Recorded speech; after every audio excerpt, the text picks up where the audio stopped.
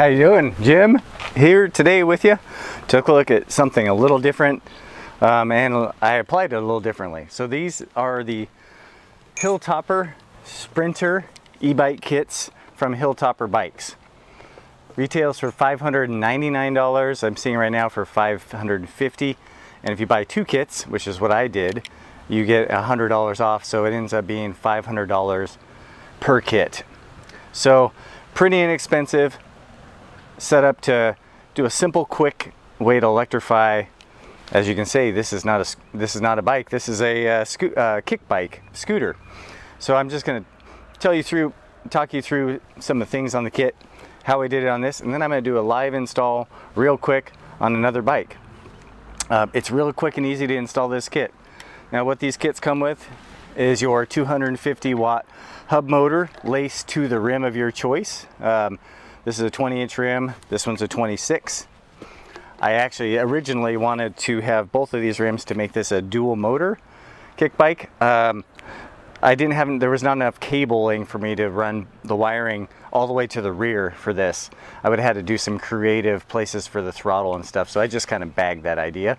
That's what I'm going to put on a bike. Comes with your battery cradle. The battery, water bottle style, 36 volts. Just this one's 5.2 amp hours, so 187 watt hours. Not a huge amount of capacity. Advertised range of 10 to 20 miles. It also comes with a throttle, so zip ties, instructions, some wrenches, and some stickers. So that's all you need, and it's pretty quick and easy. So on this particular kick bike, it was a little more difficult to install just because the bike doesn't stand on its own in any way. It's just it was a little more of a hassle to maintain the bike as I pull this off. But basically all you have to do is release your brakes. This is any type of rim brake or disc brake compatible. There are the disc brake mounting points here. The key thing to remember is the cable side is the drive side. So on most bikes, the drive side is on your right. That's where your sprocket and your gears would be. So the cable goes on the right side of the bike.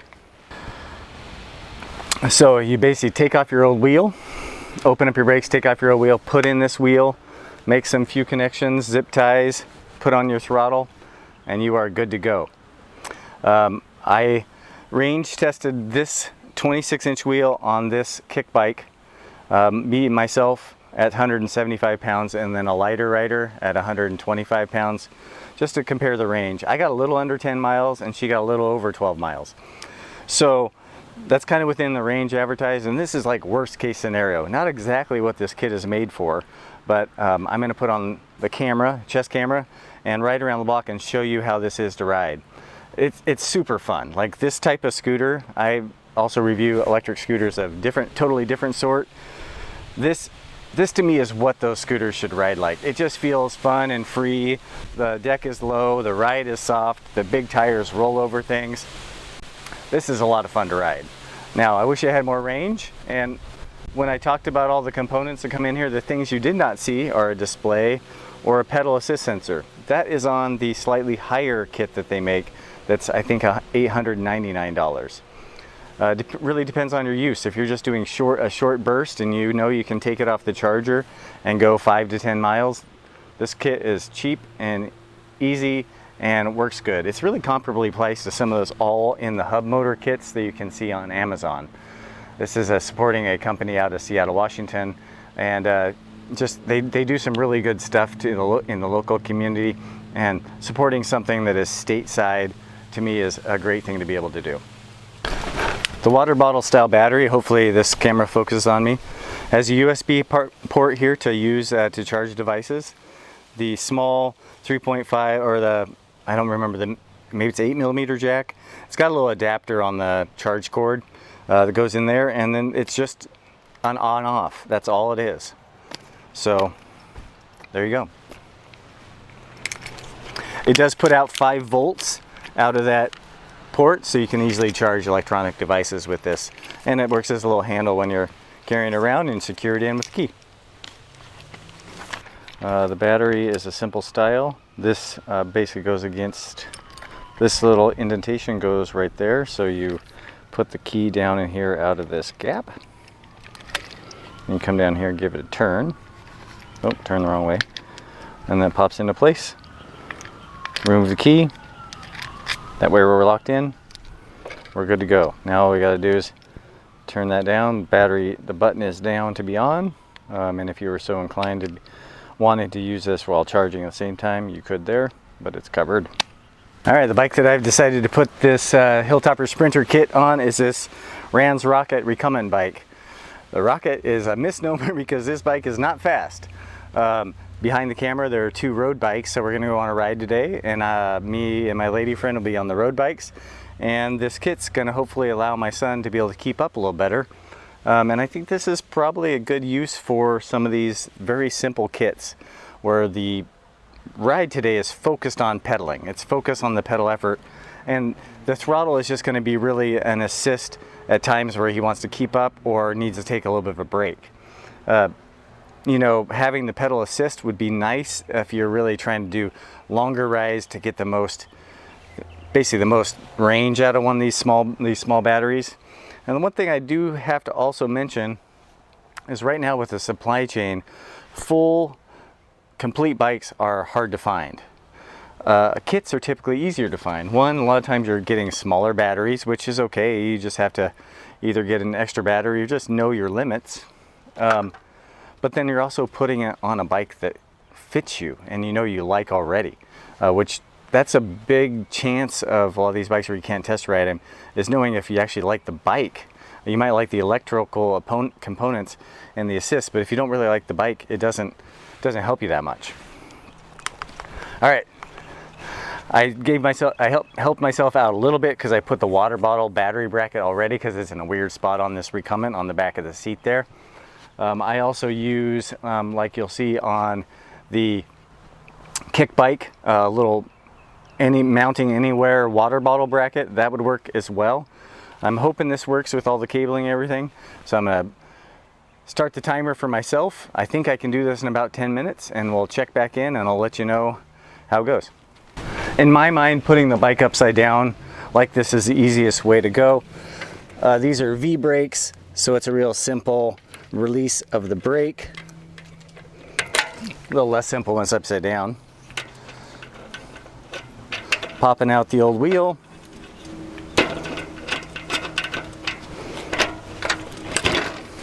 This has these Schwalbe Big Apple tires, which are great tires. If I really like the way this kit is and if it doesn't feel like there's too much rolling resistance and I decide to keep it on this bike, I'll probably swap this tire over for the tire on this kit, which is a, you know, it's not an awesome tire. So drive side. One wire connects the battery bracket to the motor. That's where your power is coming to the motor. You are then distributing that power with the throttle. So the throttle also connects to the battery bracket. It's kind of the brains of the operation.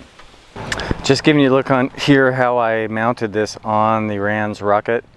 It took me about 25 minutes to put it on, a little bit longer than I expected, and the reason was there's a little metal shim right there, and it was in an envelope and I didn't put it in, so it was too snug and the fork was rubbing on the hub, so it wasn't spinning, so I had to put that shim in there.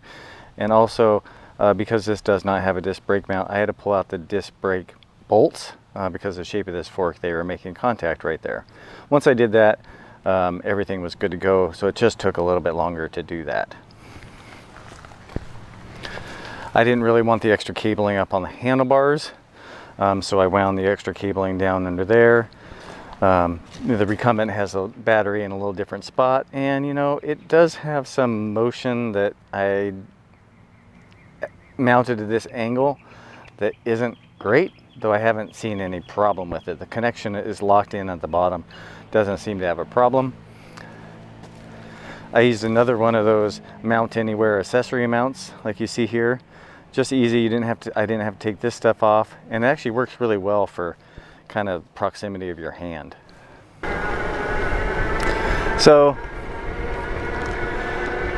there's a little bit of a whir up there. It's a small 250 watt geared hub motor, but not too bad at all. I mean, it's a pretty, and the rolling, these things roll pretty well. At the end of the video, I'm going to do a little comparison on how much effort it took me with or without the kit on the bike, so I can show you like what I think, you know, the amount of effort difference there is just by the little bit of resistance in the hub. But with this bigger tire scooter with this kit on here, you're not getting a lot of range, about 10 miles. Acceleration is pretty comparable to other 36 volt scooters.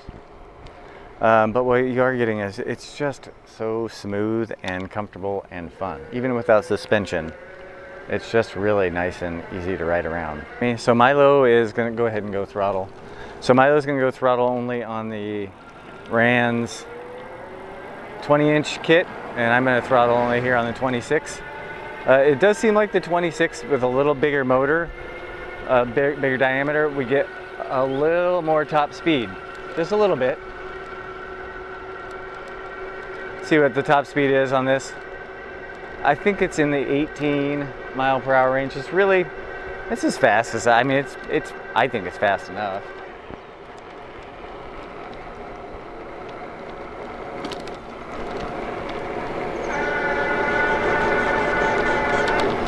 I think these kits are a real simple way to turn something into a e-bike. Like if you had a tricycle, you could put this on the front wheel. It's real simple and light and really easy to quickly take off and on something if you didn't want it to be electric all the time without investing a ton of money. Recharge time is, I've been taking in between 2 and 3 hours to recharge. So you can really get almost more range depending on how your range is split up than what you're seeing, just because you can recharge quickly and easily. Being a 36 volt 250 watt kit, you're not going to want to climb significant hills. So Milo's probably going to end up wanting to pedal a little bit because you'll hear the motor strain, and I'll probably end up kicking a little bit. So I'm not testing it on the steep hill I do with a lot of the bikes and scooters. It's just not, it's not really what it's designed for.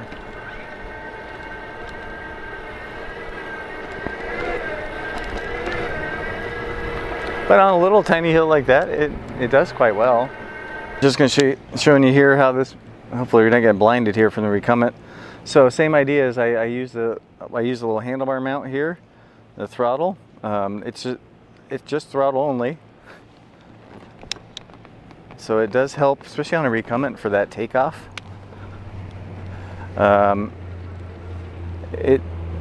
It isn't too difficult at all to partially add throttle to increase your speed. And that's what I did on my range test, and I got 15.5 miles of riding between 15 and 20 miles per hour. So I kind of consider that what some people might do for commuting. And then it only took about 3 hours to recharge. So down. Oh gosh. So the efficiency of these motors, I've been getting like between 5 and 10 watt hours per mile. When you look at that, most production e-bikes, 48 volt e-bikes, and then scooters are somewhere in the 15 to 25, and then up to 50 watt hours per mile for some of the higher performance scooters. It's really attributed, I think, to the low voltage, the 36 volts system, and then also, the 250 watt hub. They tend to be really energy efficient if the speed and performance works for you. And efficiency just means you can take a lot less battery with you to go where you need to go.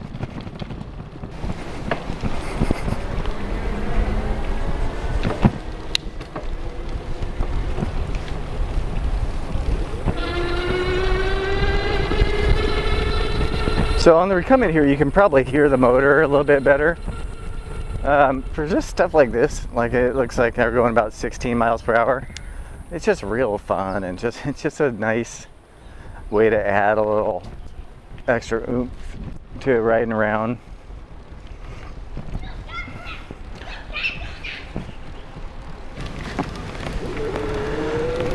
All right, I'm gonna get you an idea, kind of like how I was riding this when I was doing my range test. There's some squeaking. It is not from the wheel. It is from the chain minder for this long chain on this recumbent. But I'm just adding a little bit, and what I ended up doing is I rested my hand up here. This mount works really well, and then just put a little downward pressure to maintain a little throttle the whole time. I'm maybe not ideal, but it's almost like controlling your pedal assist. You know, if you have a comfortable throttle and doesn't, these thumb throttles are pretty easy to use, aren't they? Yeah. It doesn't seem like I get like thumb cramps or anything. Yeah, it works out good. So I guess I would say don't rule out these throttle only kits like this, because they can be a good setup. There's Milo, and you know, quiet, and just the energy use is so low on it. And so like this, I'm just riding without, we got a little downhill stretch, so I might as well ride without assist. Then if I get a little tired or I just want to go a little fast, it's faster, it's really easy to add it.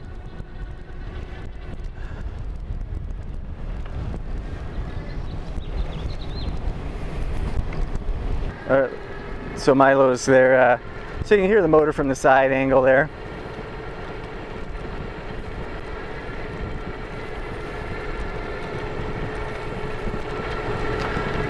The best thing about that Schwinn recumbent, that Schwinn Kickbike, you can actually take a hand off the handlebar on a scooter, which is almost impossible on any other scooter, and not wipe out. I wanted to quickly discuss here the difference in how the bike rides with the Hilltopper 250 watt hub motor on versus the stock wheel and tire. On the left, you see my first ride with the battery removed from the Hilltopper, but the hub there, so trying to feel what that resistance was like.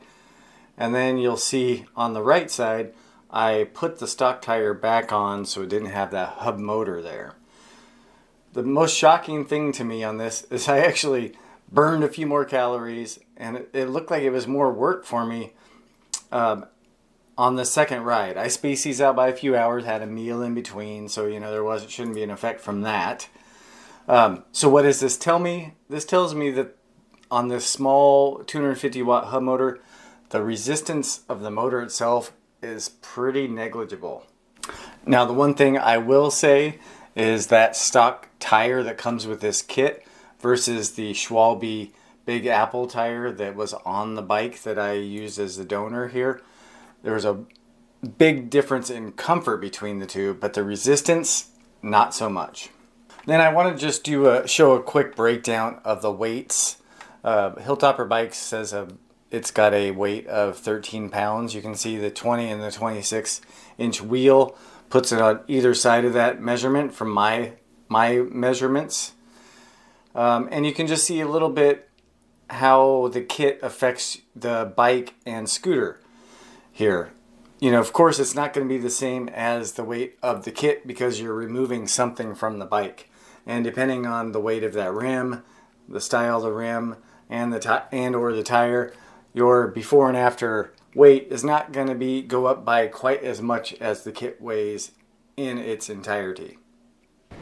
Yeah, I think these Hilltoppers, is that the right word? Oh yeah, the Hilltopper Sprinter kits, they're obviously no frills, but it gets you really easy, a really agreeable electric bike experience. Like it's not, they're not super powerful, but they are not slow, and they're just pretty nice and fun and easy to use and really easy to put on. So, you know, hopefully these look at some information and that comparison on effort level and actual range results, and all that helps you out if you're looking at these kits versus some other stuff. So thanks for helping me out, Milo, and we'll see you next time. Catch the wave, feel